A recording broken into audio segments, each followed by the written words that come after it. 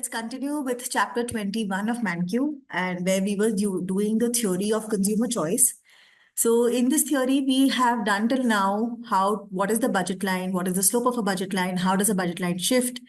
Then we did what are preferences, how do we kind of understand preferences, what is an indifference curve, what is the slope of an indifference curve, do indifference curves intersect, what is the meaning of a higher indifference curve, a lower indifference curve. Now we are going to come to optimization, meaning how does a consumer make his choice? So we know that a consumer has a budget. He can only spend a certain amount of money. So let's say this is his budget line. This is his budget. Okay, so a budget line is a downward sloping line and tells you the maximum possible amount of goods that a consumer can buy given his income. On that budget line, on the same graph, we draw his ICs over the two goods. So assuming he has standard convex downward sloping ICs, we see that, so what we want to do, we want to kind of try and reach the highest IC, because higher is the IC, more is the utility or satisfaction that a consumer is drawing from consuming a particular quantity of good. So in this case, these are the budget lines, right? So if you see now that with the budget line of the consumer, he can afford bundle B also. He can afford bundle A also. Maybe if we draw an IC like this, he can afford bundle C also. He can afford bundle A also. There could be another IC like this, right? He could afford bundle E here, right? So bundle C, bundle F, bundle A, bundle E, bundle, let's say G, B. All of these bundles are on his budget line. All of these bundles are affordable. But out of all of these bundles, what is the best for him? So if we can find which IC he should be on, then we can find which combination of the two goods is the best for him, right? So if I see here, so this is, let's say we call it IC1. This is IC2. Let's say this one is IC3. This is IC4. So, and this is IC5. So I can see that the highest IC that the consumer can reach given his resources is IC4 at point A. Now, what is special about point A?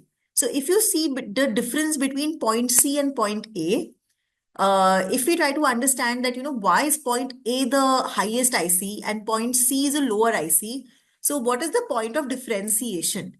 The point of differentiation is that we find that the highest IC is tangent to the budget line. What is the meaning of tangent? Tangent meaning it just touches the budget line. So if this is the IC, this is the budget line, right? This point. So the IC is just tangent to the budget line. It just touches the budget line. So if that were not true, so what tangency also does is that it gives you one point at which the IC and the budget line touch. Okay, for example, if this was not a point of tangency, if let's say there were 2 points.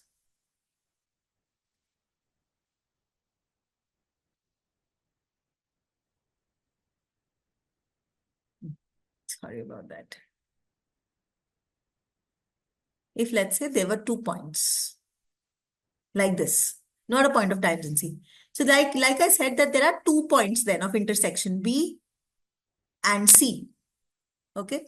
So whenever there are 2 points of intersection of one IC to the budget line, that means you can still move on to a higher IC by trying to find just one point of tangency. Okay. So let's say this is point A.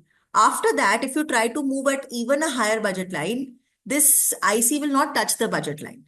So none of the points on this IC, the higher IC, is affordable by the budget line. So that is why tangency comes as a very beautiful condition, simple mathematical a simple condition which is derivable, graphically derivable, mathematically, and it gives us the point of equilibrium. So we find that we can actually kind of understand that what is the what is going to be the optimum. So if you have an IC, if you have a budget line, you can define what is the optimum. The optimum is the point on the budget constraint that touches the highest possible indifference curves. Okay, like I said, that this person prefers point B to point A, but point B is not affordable. Point C and point D are also affordable, but point A is on a higher IC. So out of all the bundles that he could afford, point A is his best choice. All right. So the condition at the optimum, the slope of the IC is equal to the slope of the budget constraint, right? That's what we have. At equilibrium, the slopes of both are the same. Now, if the slopes of the both are the same, what is the slope of the IC? The slope of the IC is the MRS, marginal rate of substitution.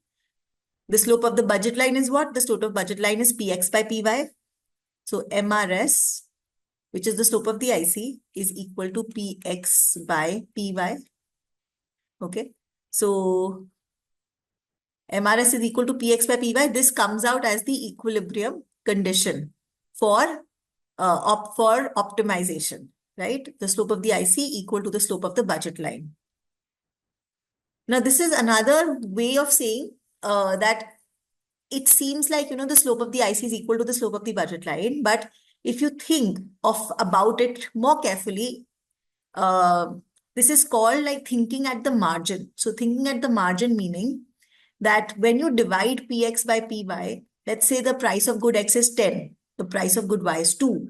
What you've done is that you have kind of put them in terms of ratios, that to 10 of to buy 1 of X you need 10, to buy 1 of Y you need 2. So that means 5:1 is what their ratio is. So it costs 5 times. So good X is 5 times more than good Y, right?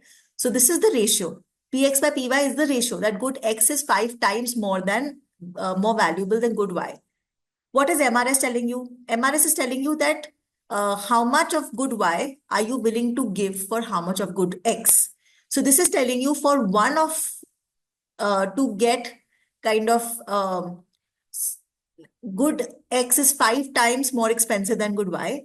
And then the MRS will tell you, it will give you dy by dx. So it will tell me that to get one more unit of X, how many unit of Y I'm willing to give up.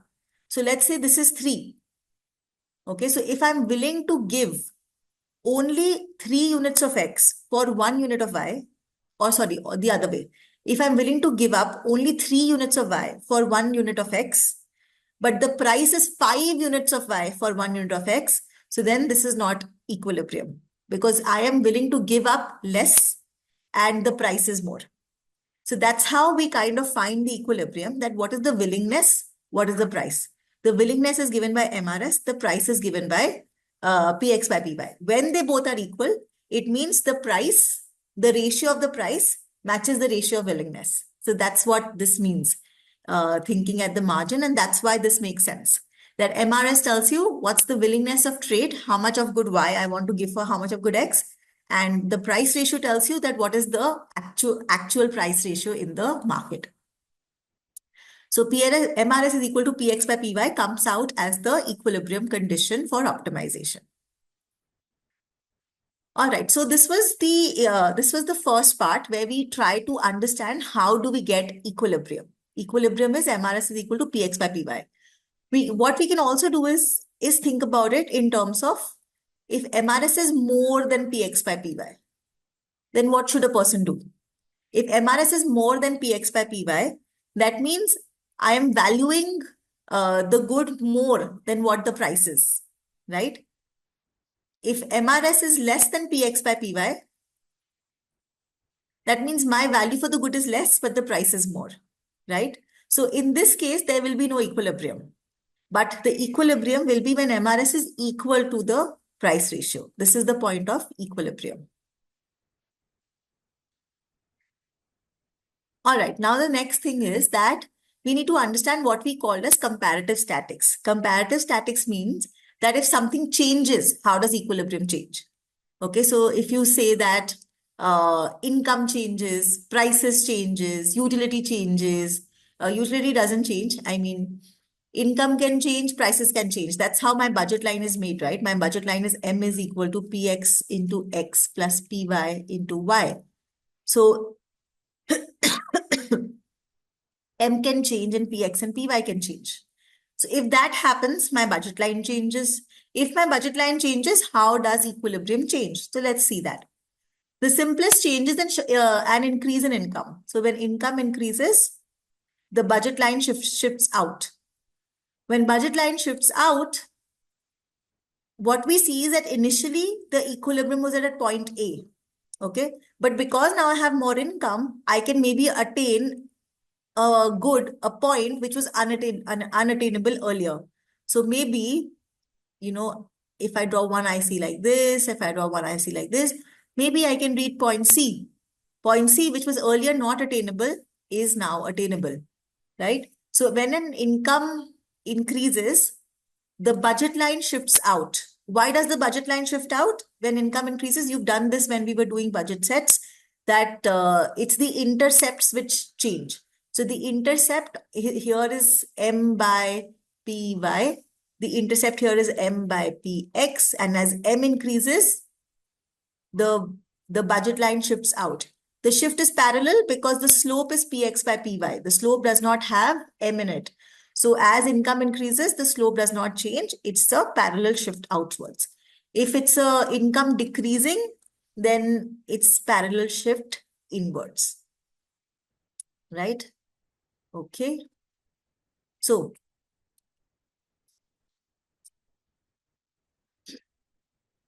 here we have, if now we can, now it's not necessary that when income increases, we actually increase the quantity of both the goods demanded. What do I mean by that? Suppose today you are earning 50,000 rupees a month. Suddenly you start earning 5 lakh rupees a month. So when income increases, do you just increase the quantity of all the goods that you were purchasing? No, right? Sometimes you will substitute them. So for example, when income increases, I used to earlier wear clothes of some brand, let's say Zudio or West Side, and now I start wearing Zara. So what happens? My demand for West Side. So if quantity, instead of quantity of fish, I had demand for West Side goods. If I had demand for West Side goods here, and then my income increased, actually the demand for West Side goods falls. So not all the time it happens that when your income increases, you start purchasing more of a good. It only happens when those goods are normal goods. So if both goods are normal, then only when income increases, you buy more of that good. Okay. Now, another thing in this is that whether a good is normal or inferior, so inferior are those goods where when income increases, the quantity demanded actually falls. Like I said, West Side goods, that if let's say I start earning 5 lakhs a month, I don't want to buy West Side goods. So right now, Zara is a normal good because as income increases, I want to buy more of Zara. And West Side is an inferior good because as my income increases, West Side, the demand for West Side falls. Let's say my income increases further. So instead of earning 5 lakh rupees a month, now I earn 15 lakh rupees a month. Then what will happen? Then Zara may also become an inferior good. Now I don't want to buy Zara. Now I want to buy something better. I don't know what is something better. Maybe I want to buy Manish Malhotra clothes now because now I have so much money now. So now Zara becomes an inferior good. And now Manish Malhotra becomes a normal good. So goods are not normal or inferior all the time. Sometimes they act as normal goods, sometimes they act as inferior goods. It just depends on your preferences and your income levels. So the general definition is any good can be normal, any good can be inferior. It depends on what's your income level and what's your preferences. So for now, we just say that as long as the goods in question are normal for now. As income increases, you buy more of them. But if the goods in question are not normal, so for example, here, let's say mangoes are an inferior good. So if your income increases, you don't want to buy more of mangoes. What will happen then? How will you show it? So income has gone up, your budget line is shifted out. And if you see what's at point B, at point B, the quantity of mangoes has gone down, the quantity of fish has increased. So fish is a normal good, but mangoes is shown to be an inferior good. So equilibrium will tell us that whether a good is normal or inferior. If income increases, what is happening to the demand of that good?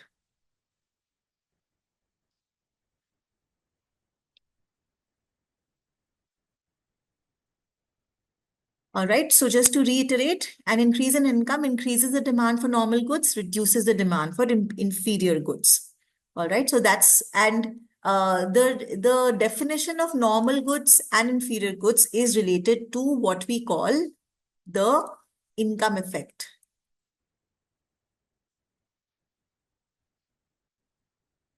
Okay, so the definition of normal and inferior good has only got to do with what happens to a good as you change income.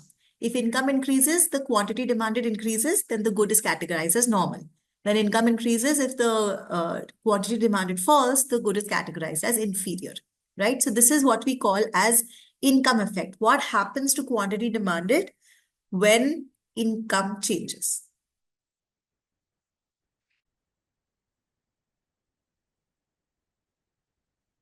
All right. Now the next thing is that there are other kind of price changes, other kind of changes also. So one was the income change that we just discussed.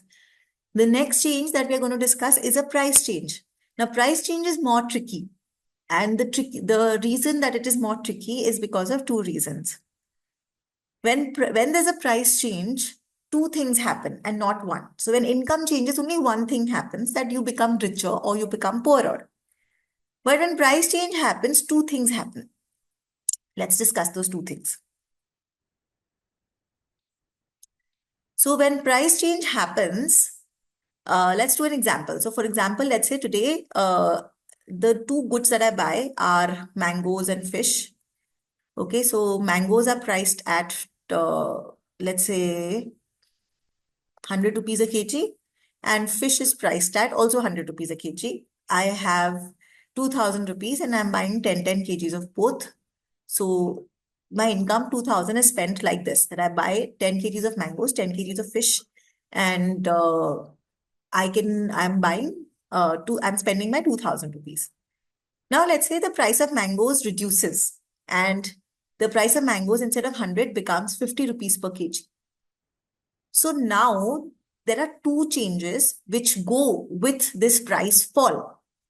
The one change is that mango has now become relatively cheaper to fish. Earlier, mango and fish were similarly priced, right? 100 for each. Now, mango has become cheaper. So, because it has become cheaper and earlier it was similarly priced, you have a tendency to shift your consumption towards the cheaper good. Like for example, just to give you an example, a sale. Why do companies do sale? Because today, let's say, uh, taking the clothes example that I started the last time, let's say there's Zara and there's Westside. So just take an example that both are costing the same. So there's a top which costs 1,000 rupees in Zara and a top which costs 1,000 rupees in Westside. Now suddenly there's a sale in Westside, but no sale in Zara. So the Westside prices have come down, but the Zara prices are the same. So what will you do? You will buy more of the Westside, no? Because now Westside is relatively cheaper to Zara. Okay. So let's say now that instead of buying 10 mangoes, I buy 15 kgs of mangoes because mangoes have become cheaper. Okay. And because this is kind of called the substitution effect, because I'm substituting some of my fish consumption for mango consumption. So I'm now buying more fish less fish and more mangoes. So let's say instead of 10 kgs now, I buy only 7 kgs of fish. Okay. And instead of 10 kgs of mangoes, now I'm buying 15 kgs of mangoes. So because of the fall in price of mangoes, I'm buying more of mangoes and less of the other good, right? That's also true. You'll buy less of the other good because you are substituting, like for Zara and Westside, when Westside falls, then you kind of buy less of Zara also. So if you, let's say, I used to buy 5 t-shirts a year with Zara and 5 t-shirts a year with Westside, and there's no sale in Zara and there's a sale in Westside. So maybe I buy 10 t-shirts from Westside and only 2 from Zara or 3 from Zara. So the consumption of Zara will also fall and the consumption of Westside will rise. That's why this is called the substitution effect. You shift your consumption from one good to the other, right? That's called substitution effect. But there is another effect at play. Okay, this is not the only effect. Why?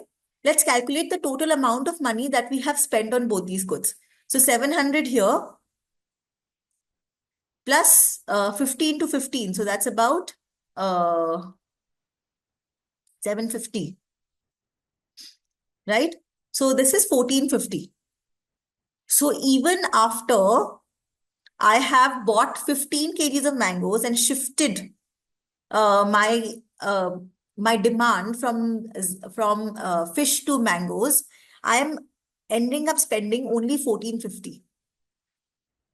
I still have more money left. I had 2000 rupees with me, but I still have more money left. Why is that? That is because a fall in price increases my purchasing power. Okay. So a fall in price does not only have the price effect, but it also has the income effect inbuilt into it. When price falls, I am richer because I can afford more than I could afford earlier, right? So if before price rise, I could total buy like 20 kgs of fish and mangoes. After the price falls, I am buying 15 plus 7, that's 22 kgs in total, plus I have more money left. So I can potentially increase now with this remaining 550 rupees. What will I do? So the answer to that is that with this remaining 550 rupees, if mangoes and fish are normal goods, then I will buy more of both. If they are inferior goods, or if one of them is an inferior good, then I will buy less of that and more of the other.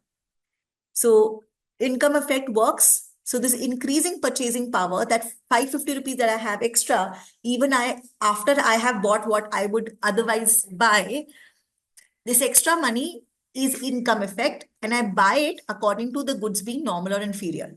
Now with income effect is, now assume that both these goods are normal. So even mangoes were normal and fish were normal.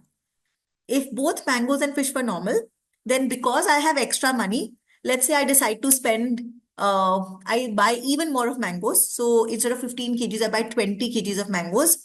So 20 into 50. So this becomes 1000. So now I spent 1000 remaining on fish. So right now I have spent 100 into 7, which is 700. So I can buy 3 more. So 100 into 3, 100 into 10. Okay. So I can now buy. So what has happened is, because of a price fall in the net, I was buying 10 kgs of fish. So I am still buying 10 kgs of fish, but instead of 10 kgs of mangoes, I'm now being able to consume 20 kgs of mangoes. But the difference is that this is not simply one effect, which is the price change. There are two effects here. Because of the price effect, the quantity of mangoes, because of the substitution effect, the quantity of mangoes went up from 10 to 15, and the quantity of fish went down from 10 to 7. But because of the income effect, the quantity of mangoes also went up from 7 to 10, and the quantity of fish also went up from 7 to 10, and the quantity of mangoes also went up from 15 to 20. So when you write the answer, so this is called the price effect being bifurcated into income effect plus substitution effect. Okay, so income effect is how much? So because of an income effect, let's say I'm talking about mangoes here. Because of an income effect, I am buying 5 more kgs of mango. That's my income effect. And because of substitution effect, also I'm buying 5 more kgs of mango. So the total effect is 10 more kgs of mangoes. Okay. If the same, let me just write that in a better manner.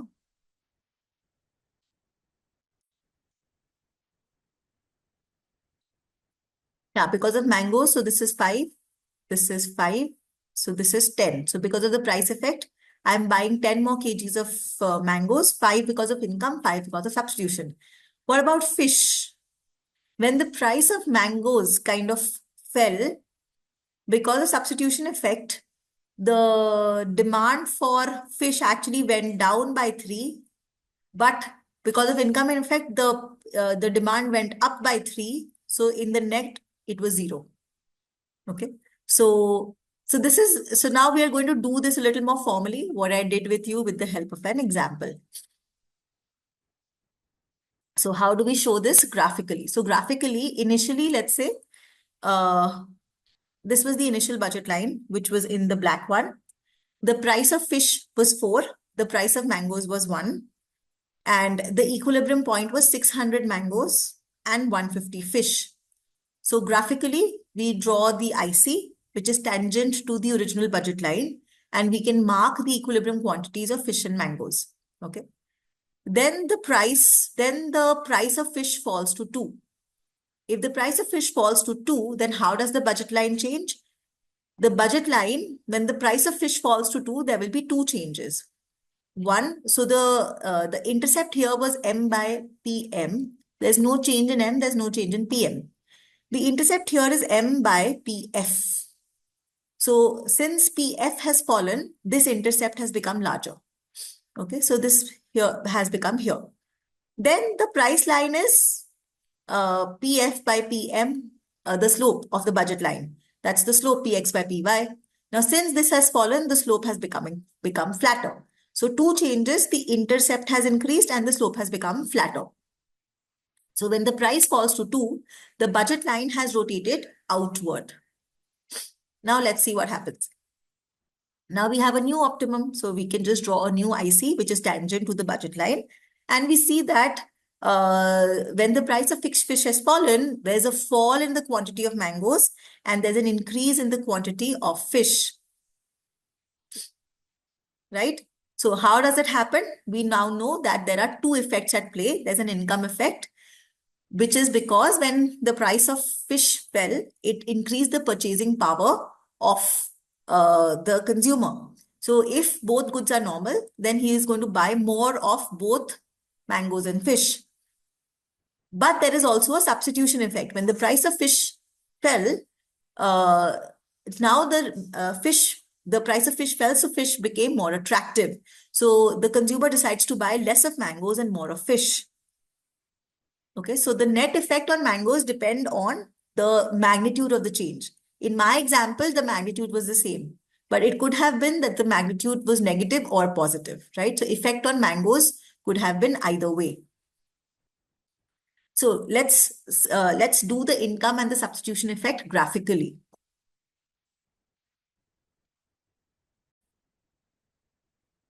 So graphically, initially this is the optimum at A.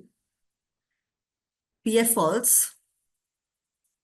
Now the thing is that we need to bifurcate. When PF falls, the budget line shifts outward. And we know that there is a final equilibrium somewhere here. So somewhere here,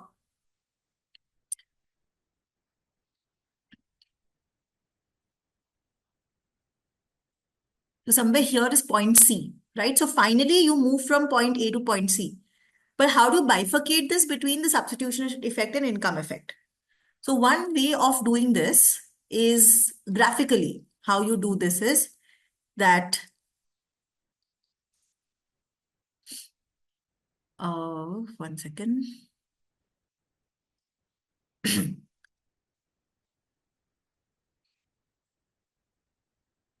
One way which you graphically do this is, what you do is you draw a line which is tangent to the same IC. So initially the IC is this IC1, right?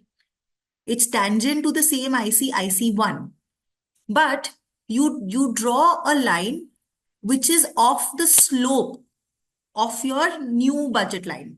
So initially, so let's again see, what am I saying? I'm saying that let initially there be one budget line like this, right? Then this budget line change its slope and became flatter. Now what we do is we take the slope of this flatter budget line and we shift it backwards so that it becomes tangent to the original IC. Do we see that? Right? So what are we doing? We are shifting the budget line, the new budget line, right? After price change budget line. We take the after price change budget line and we shift the budget line inwards. Now, how do we shift the budget line inwards?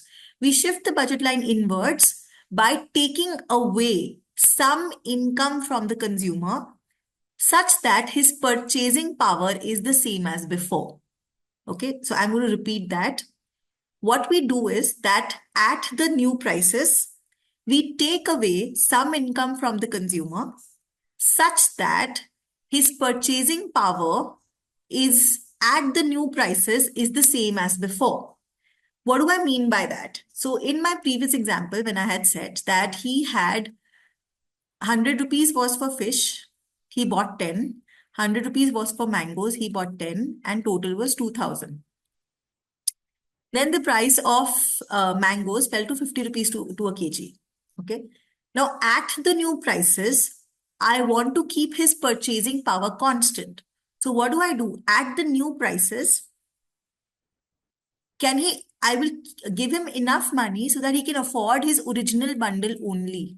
So if his original bundle is 10 and 10, so 50 into 10 plus 100 into 10, how much that money that gives me? That's 1000 plus 500, 1500.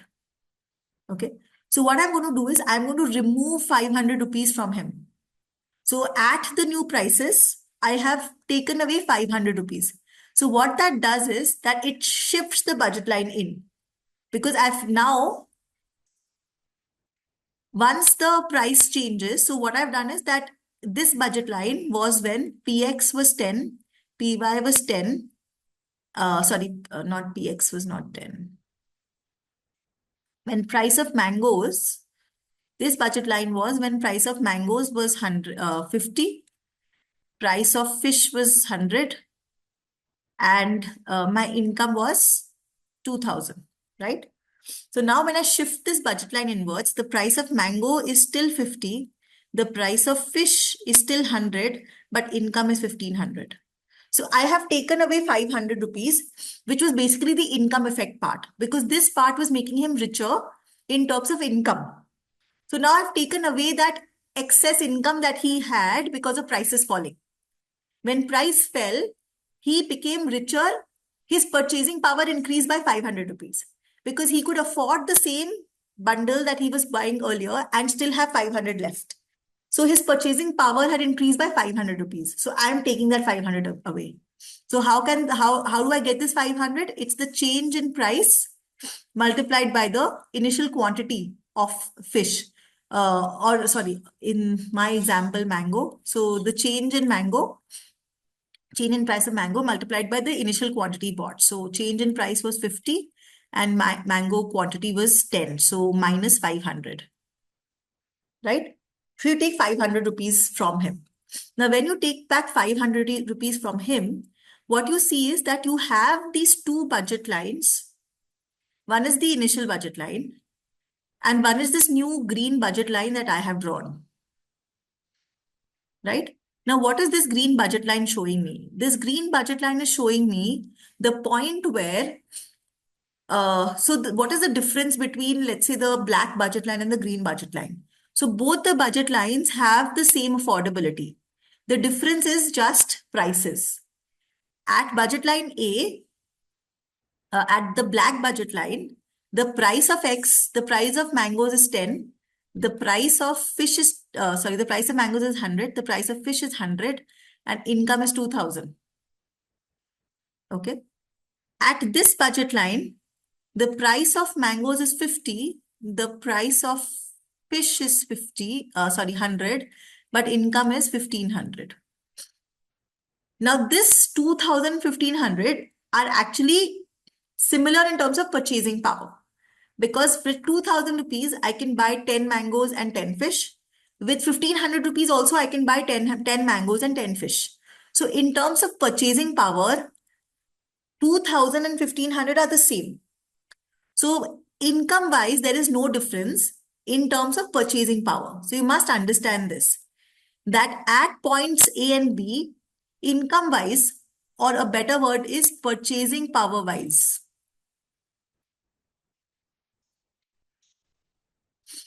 Purchasing power wise, there is no difference between points A and points B, because we can afford 10 mangoes and 10 fish in with both the income levels. So then what is the, if purchasing power is the same, then what is the difference between point A and point B? The difference between point A and point B is just this. It's a lower price for mango. Okay. So the lower price of mango, so the lower price of mangoes would obviously make you buy more of mangoes and it will make you buy less of fish. Okay, that is what that lower price of mangoes is going to do. Now the book example tells you that the price of fish has fallen. So between point A and B, the difference is going to be that the quantity of fish will rise and the quantity of mangoes will fall, right? So this difference between A and B is purely because of substitution effect.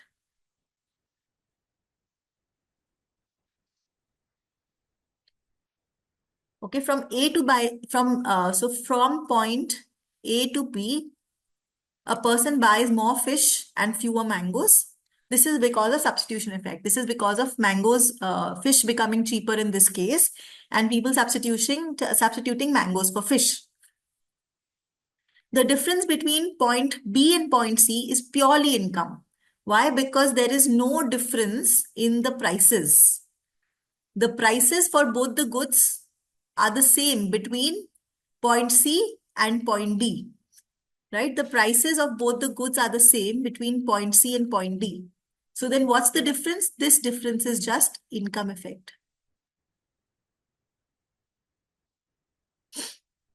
Okay, so this difference is income effect. And so to say that the difference between A to B is substitution effect, the difference between B to C is income effect, and the difference between A to C is the total effect or the price effect.